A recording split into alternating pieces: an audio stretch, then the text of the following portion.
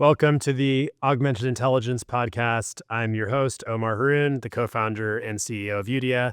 I'm really excited today to welcome Dr. Megan Ma from Stanford. Megan is a pioneer in the legal technology space and is doing really cutting-edge research on AI agents, augmented intelligence, a lot of things we're going to get into today, and just is a very deep thinker on how lawyers actually kind of operate, having had a lot of experience now with a PhD in law and coming at it from a very academic angle, but still being very close to some of the realities of the work that Codex at Stanford is doing. And so, yeah, really excited to welcome Megan. Megan, welcome to the show. Thanks for having me. Yeah, of course. I would love to start with kind of what we were just joking about, because both of us had makeup being applied to us. We're in this fancy studio, and it suddenly feels a little bit like we're people that other people actually want to listen to, which was not the case for the last kind of decade, I would say. So would love to hear why you think there's been this sort of sudden explosion of VC money, people who are suddenly interested in legal tech for the first time. Yeah, that's a great question. And I always think that, when I started, and even in the days of my PhD, my supervisor was the only one that believed in me, that thought there was any value in the work that I was doing. I think I had pitched to our committee so many times, like, why there is going to be automation in the legal industry and why there's going to be this role that technology is going to play. Instead, they were like, well, nothing you're saying is about the law. And so I think today, they actually showcase that part of the work that the institution is doing is technology related. But I think kind of what makes people fascinated about the legal domain all of a sudden is with generative AI, they felt like, oh, what exactly do lawyers really do? There's kind of this opacity and this smoke and mirrors. The whole profession seems to be tethered around language, and what makes kind of language models operate. Well, if you process amounts of text, like maybe if I generate things and can speak in legalese, that's all that there is. And so I hear like a lot of young founders today being like, oh, well, there's all these inefficiencies in the legal system, not knowing anything about kind of like the legal background, but simply that if you just throw it all into a model, then they're going to be able to mimic it in perfection. And I think like slowly you'll see that all of the questions around why this technology is actually not only fitting, but at times kind of sufficiently nuanced for our profession actually is not founded in purely the data itself. It's actually understanding the lawyers and how they behave. And for the first time, we have a technology that's capable of capturing behavior as opposed to purely about the text alone. I have like founders that are like 18, 19 that come towards me and they have no legal background, but they're super excited about the legal domain simply because they can speak in legalese. And it's kind of funny because when I started teaching, I taught a class called, how to speak the law. And the kind of question that a lot of students came back to me was, oh, I'm only taking this class because I feel like I want to integrate legalese into my day-to-day. And I was like, what does that even mean? They're like, well, it makes me sound unapproachable. And I thought that was kind of like a strange point to come across. And I found that I think like that continues with a lot of engineers where they're just thinking that we're speaking almost like a different dialect. And in many ways it is, but once they actually get into selling the technology or thinking about building in the profession, they realize that so much of it is actually about the characters of these lawyers and how they actually present the knowledge to the world. Fascinating. And speaking of that, I think some of the research that you've done more recently with law firms where you've actually gone almost on the individual partner level, I think it'd be fascinating for people to hear about that. Yeah, so I think one thing we have been exploring a lot on is this notion of generative agents. There's been this idea that we're kind of classifying as legal personas. And it's this idea that in a law firm, it's not just about the law firm level of language or the law firm's precedent, it's about at the partner level, right? So you enter into a law firm and you're kind of green in the field and you're not sure what to do. It's very rare that you immediately start tackling like from just generic templates. Instead, you're kind of following the path of a specific partner. And when you go into these one-on-ones with partners, partners will kind of get back to you and say like, no, you've done it all wrong. There are partners that say, I don't like to use the word very or whatever. And over time, you kind of pick up the habits of the partner. And that's what we started to kind of touch upon is in a world where a lot of this technology is going to take away the core component that we used time and time again to teach our young lawyers, which is learning by doing, telling them to do thousands of contracts, and then at some point it will unlock them being a senior lawyer. If all of that goes away because our tools are now available to generate contracts or do first drafts or whatnot, what are you using to teach the lawyer? And you can't just be teaching at a generic level. What you have to teach is an apprenticeship model. And so a lot of the tools that we started building is how do you download the brains of the partners, capture their war stories, and actually simulate those experiences into the actual legal workflows that they do. So we built, for example, a negotiation simulator where you can actually simulate what it's like to negotiate an M&A deal. You can play on different modules. You can play on different modes. And what we found was really fascinating is that partners started to get interested in it because they were actually negotiating with themselves and gaming their own strategies. For a junior, they started to see different like levels of aggression. So they saw, for example, if you play on Mistral's model, they noticed that they almost always walk away from the deal. It could be related to the French training data and the kind of French character of it. But, all of these things they started to pick up are what people broadly define as soft skills, but actually are really the value or relative value differences that's beyond, again, the four corners of the contract or four corners of any legal text. Mm-hmm, mm-hmm. Fascinating.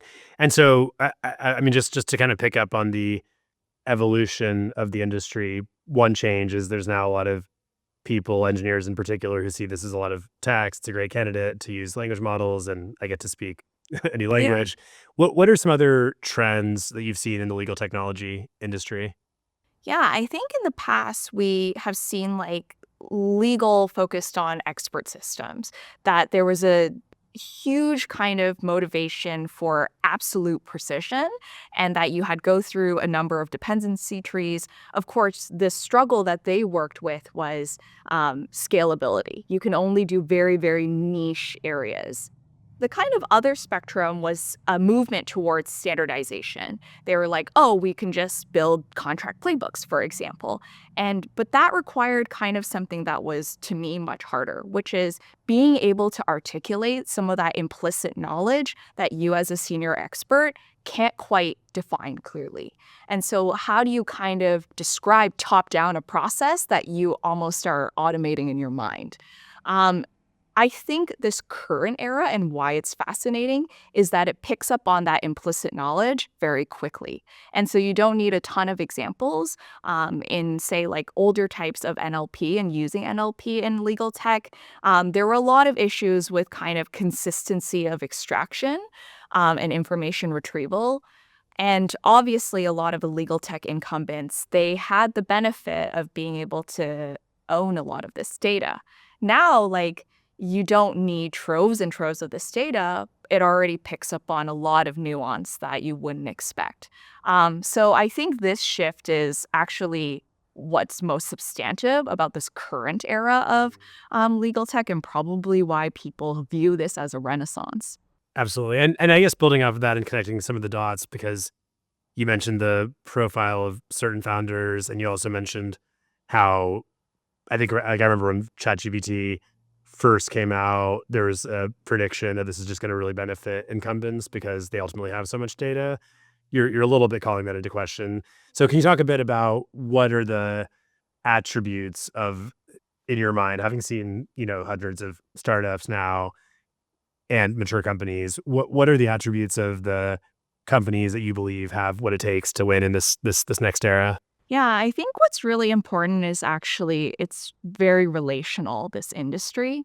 Lawyers are incredible risk hedgers. They love to mitigate risks. And a lot of how they have viewed their own business is through relationships and trust and reputation. And I think that translates in the way that they view vendors as well. I think going back to kind of this evolution, legal tech historically, no one knew about us sort of joke was that it was back office. People just lawyers felt like they needed to use this technology. They were force-fed into it, and then they kind of contoured themselves so that they could work with the technology. But for the first time, we're kind of turning that question around, and we're saying, what do you need to make your practice better? And a lot of lawyers are incredibly practice focused. They're building their own individual businesses.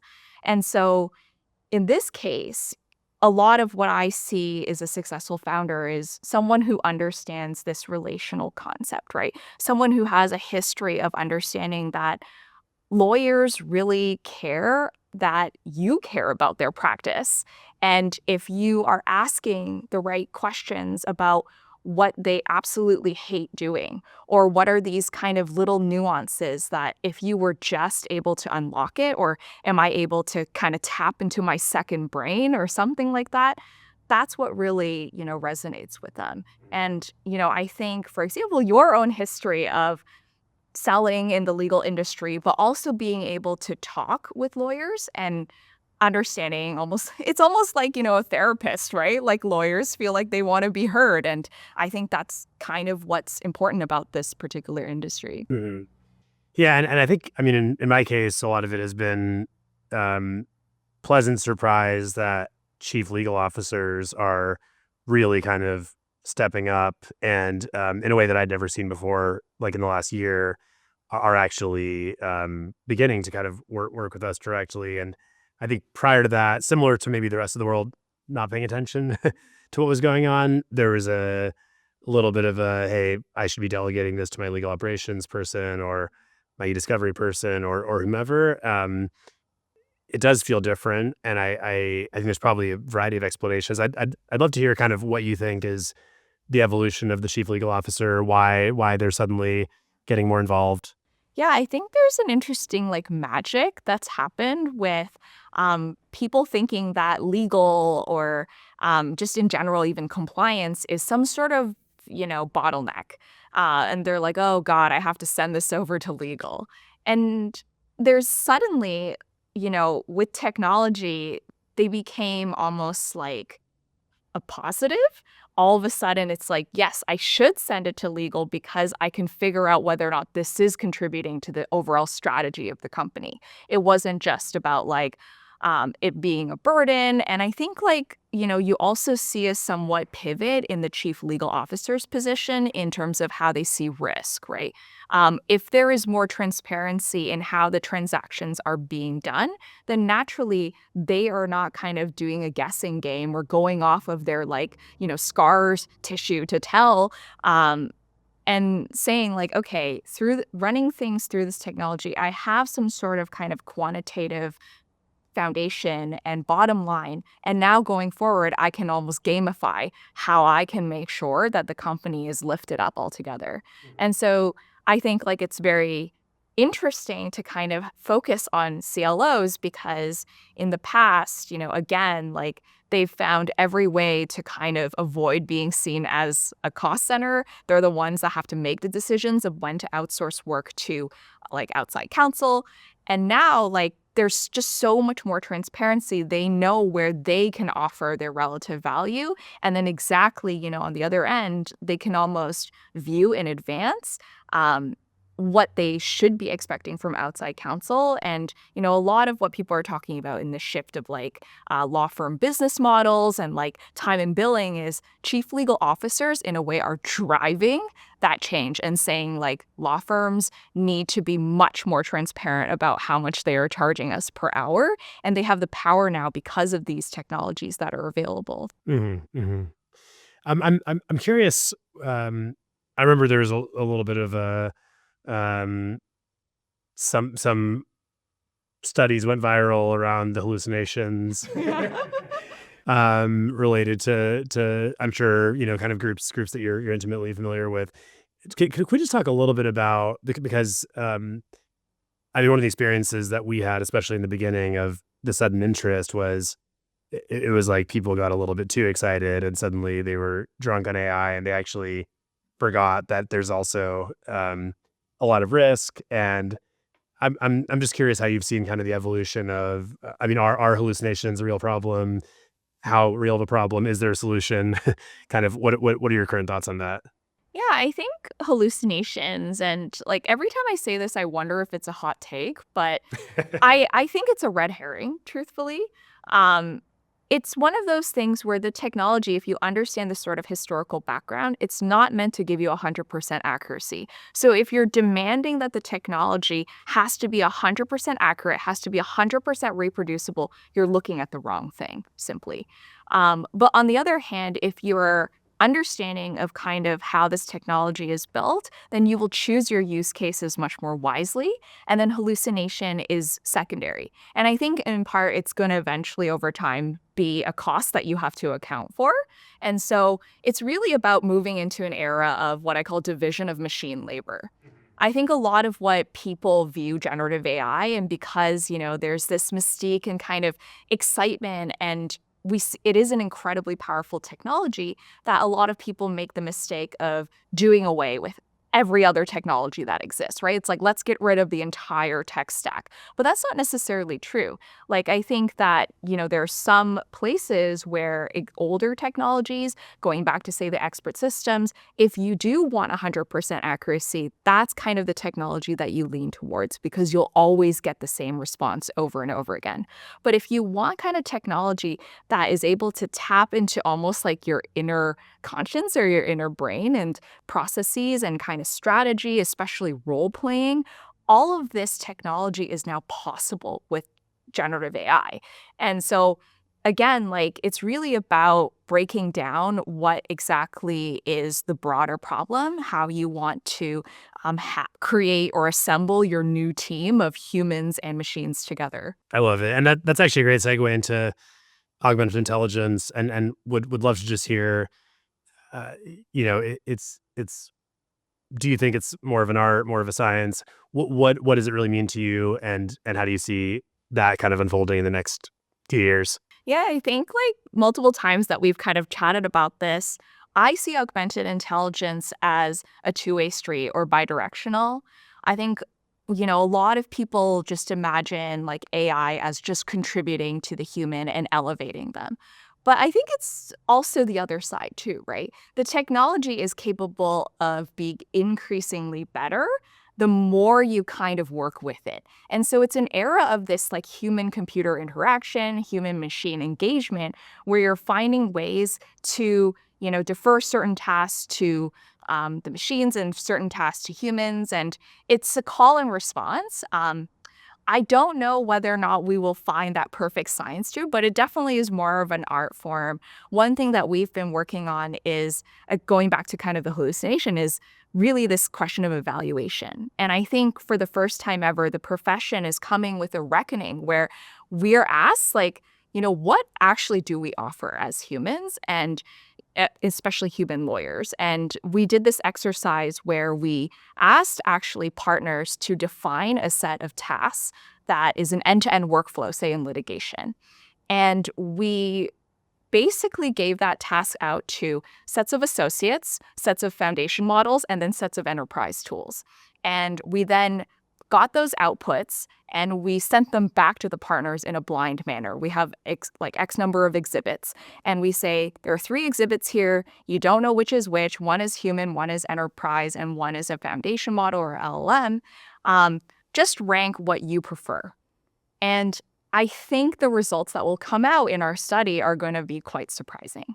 I think there is a kind of natural tendency for us to believe that us as lawyers know best, but we're starting to realize that there are certain specific subtasks that the machines have outperformed us for a long time. And I think what's going to be even more exciting is what's the relative value game between an LLM and actually the enterprise tool. And so all the incumbents that, have argued that we have a special sauce or we have something to show for, I think it will be surprising to them which tasks they really can market and what actually is the competition out there today. Fascinating. One other kind of take I'm really curious to get your perspective on is UX, right? Everyone's talking about AI right now. How that gets presented, delivered, obviously will make a huge difference. So can you talk a little bit about what are some of the emerging trends maybe that you're excited about and that the audience might also think about? Yeah. I love this question because I think it's really nice that for the first time the legal community is being asked, like, what is your way of kind of viewing not technology as just another tool, but almost like a way to kind of, again, do this type of augmented intelligence that you have hand in hand a second brain? And is it from a platform perspective or is it kind of meeting you where you're at? And I think the latter has been the approach that we've seen historically with legal tech. Everyone's like, we have to make this a Microsoft Word plugin. But what we've experienced and from our own kind of prototyping, we noticed that you can't actually unlock the full potential of this technology if you continue to retrofit it with existing, Microsoft tools or any of these existing kind of incumbent platforms. But then it leaves the question, is it that lawyers, enjoy asking, legal tech vendors, can you kind of meet us where we're at and put it into Microsoft Word or Microsoft 365 because it took us forever to get it to where we're at now that, I had to shape shift everything I do to make my process work. And so I just don't want to deal with that change management. Or, is it that truly, Microsoft is giving them a workflow that they desperately need?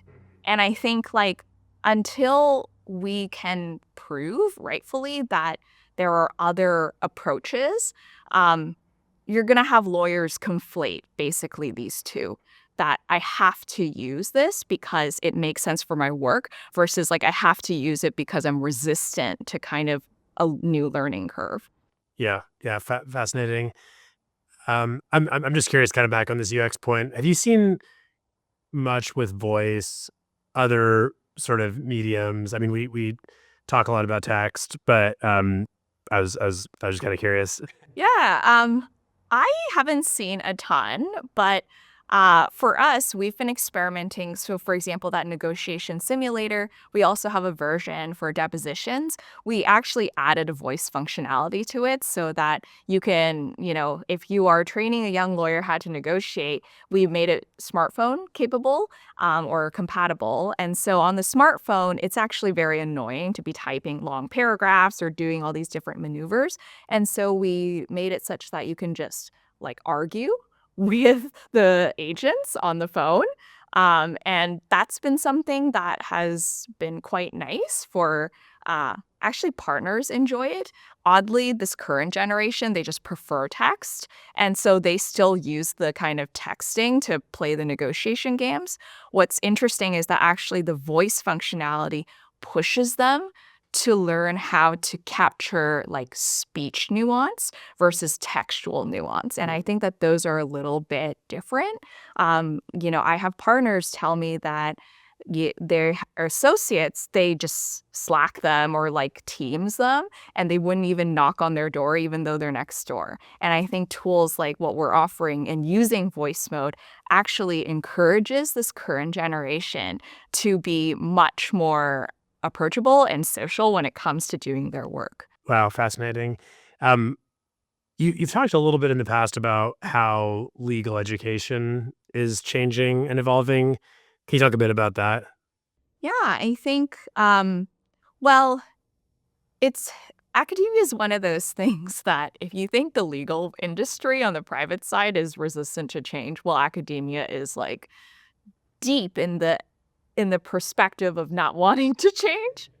Um, I think like currently a lot of what we're starting to see is classes that are generally introducing the role of technology in law. But what we're secretly kind of doing here is, say, the negotiation workshop that you see, or kind of the trial advocacy. We've been trying to figure out ways to deploy our technology in that class. So the class naturally has role playing elements to it.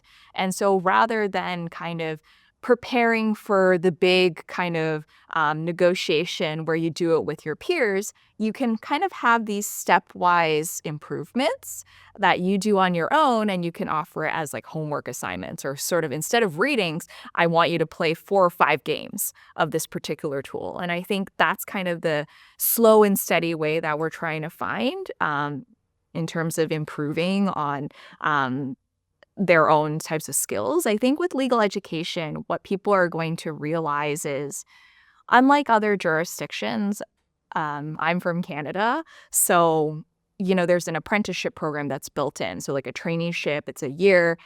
You get paid pennies, but at least you get to shadow an experienced lawyer.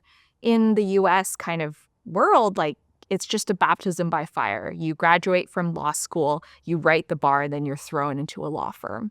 And I think without this kind of trainee year where you're encouraged to fail and fail fast, but then learn from it, you actually kind of instill a culture of fear in a lot of the junior associates. And especially if you're continuously taking away like the tools that you've historically said were going to be useful. So clients, for example, requesting that they don't want associates on the case because they don't want to, have your associate like be trained on their own client matter. That's kind of like creating a problem with young associates kind of picking up on that legal nuance. In, the litigation space, if you're in a contingency fee model, we're starting to see partners saying like, well, we don't get paid if we don't win. So I'm not going to have my associate on this case. They can just observe from afar. So observing is not really learning in any way. And so we're really trying to figure out, if you're bridging this gap that's going to be exponentially larger, how do you actually kind of culture into the law school itself technology using generative AI to find ways to pick up on these practical skills? The other thing that I started to notice is Notebook LM was really popular. It had a viral moment of being able to generate these podcasts. It was kind of fascinating because in the beginning, there was so much resistance from professors. And then later on, hearing fictional agents tell them about how amazing their work is apparently can sell very well. Turns out that like papers from like 30 years ago suddenly have a renewed excitement. So I think that, for example, at Stanford, we started to think about using Notebook LM for our students. That's amazing. Never underestimate the power of flattery, I suppose. Everybody who's paying attention to legal technology knows Codex and now increasingly knows you, Megan. I think one thing that'd be great is to hear a little bit more about your own story, how you got to where you are, any things about you that may not be, obvious if someone just reads a bio about you. Yeah, sure. So I actually had one of the windiest roads that I think others like probably would not imagine. I didn't really have that much of an interest in technology itself. I actually started with an interest in the medical law space. But at some point, kind of, I stumbled upon, reading about the launch of a bunch of this medical AI back in 2017. And it was, this company called Babylon Health that kept touting that they were, at 93% accuracy in terms of being able to diagnose. They were like, I don't know, I watch a lot of House. So they were like, oh, we're like House level or something like that. And then they kind of compared themselves against, Oxford trained and Harvard trained physicians with 30 years of experience, saying they're only at 85% accuracy. We're at 92. And I was kind of stunned by this comparison. And so I started digging deeper because the question that I had, obviously being trained in law was, Well, what happens at the 8% misdiagnosis? With doctors, there's a transparent accountability scheme here. With these tools, there's no one to turn to. Do you turn to the engineer? They can't really tell you exactly why there was this misdiagnosis. And so I started getting fascinated by, how does law kind of pivot around these questions of technology that come up. And then later on, I was, working in the government, and I worked in the Ministry of Transportation in Canada. And I was assigned to work in an intergovernmental group on self-driving cars. And funnily enough, we were on a lot of calls with California, and they kept telling us how much of a success story they are.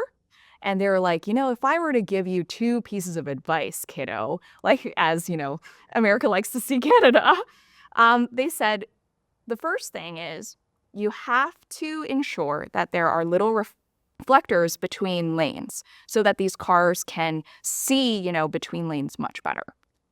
The second thing is that you need to change all of your traffic lights such that they are now LED. And the reason behind the LED lights is because, again, they're much better at helping self-driving cars with signals. And we kind of took back this advice and we thought about it and we're like, wait, this absolutely wouldn't work in Canada. And really it boiled down to something as simple as weather. And in Canada, it snows.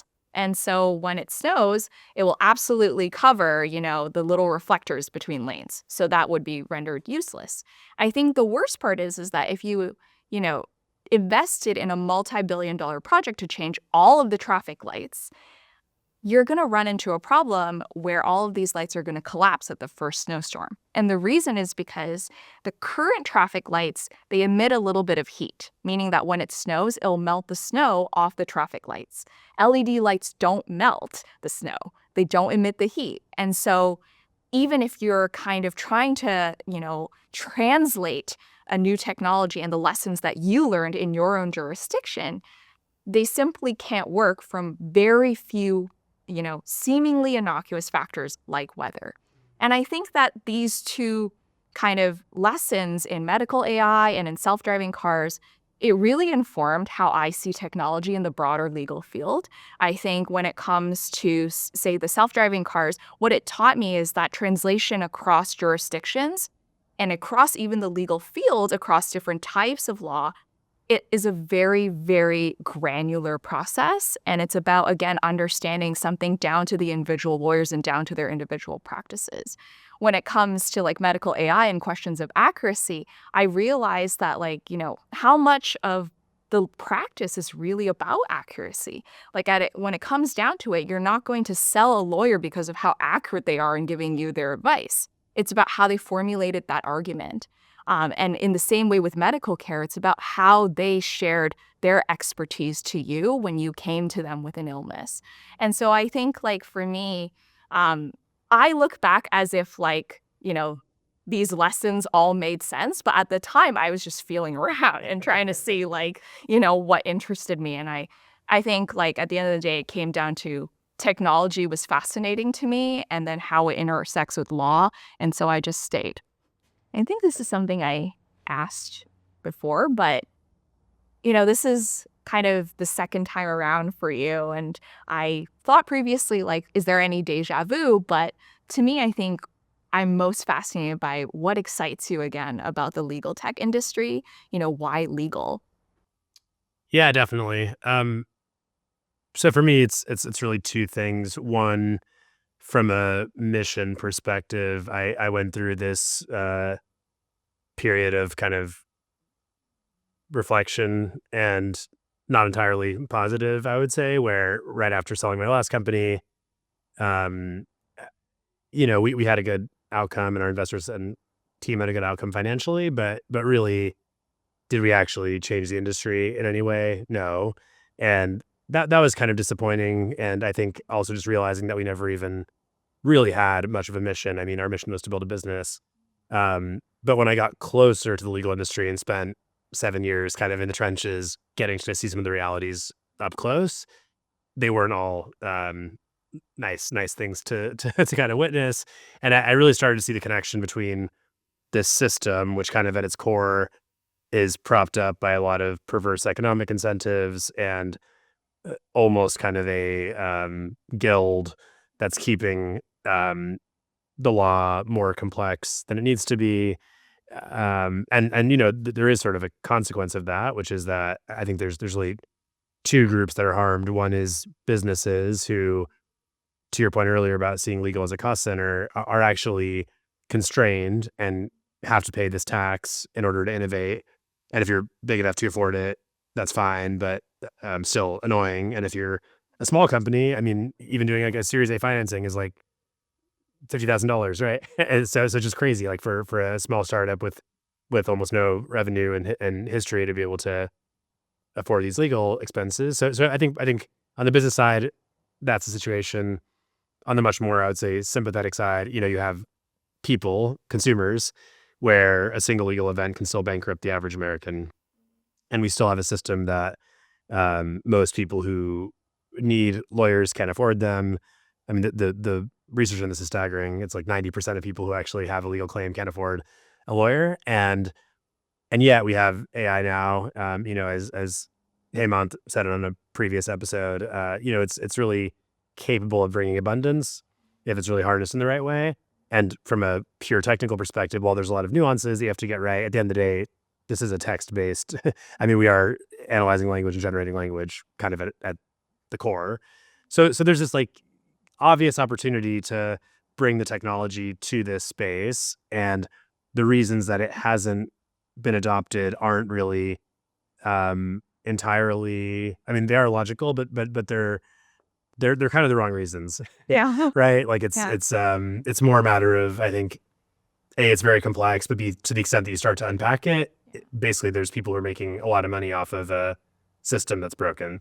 So I think for me, I've really primarily been motivated by that this time around, and it's very empowering. And I think thankfully we've had patient, long-term investors who have very kind of large amounts of capital to deploy towards like really fixing the system, and I think they're also genuinely inspired by that kind of profit and purpose alignment, not just building a big business, but also helping to kind of reshape a whole industry. I think the second factor for me was timing, and what I mean by that is I've really not only thought about my own business, but also been involved in like dozens of other startups, one way or another, just helping people, investing, advising. And I actually think market timing is the most important factor in your success and the one that's the most out of your control. So you can have the best technology in the world, the best team in the world. If you're a little bit too early or a little bit too late, you're going to have a really hard time. And so when I was, kind of reflecting and just thinking about what do I do next with my life and some of these questions, I just started interviewing a lot of chief legal officers who I'd gotten to know a little bit previously and build relationships with. And I was just shocked by how suddenly, kind of to the stuff we were discussing earlier, it's like generative AI transformation is a top 3 priority for the CLO in a way that it never had been. At the same time, the risks and the lack of comfort with tech companies and even the incumbents who had mostly disappointed them historically, or they hadn't really been involved with directly. It just felt like there was kind of this magical moment of if we actually did bring a private, secure, trusted version of the technology, and we were willing to kind of think from first principles, there's a really good opportunity there. I really like kind of what stood out to me in that response is the empowerment side of it. Um, at Codas, actually, our mission is empowerment through legal technology or technology itself. And there's a kind of great synergy there.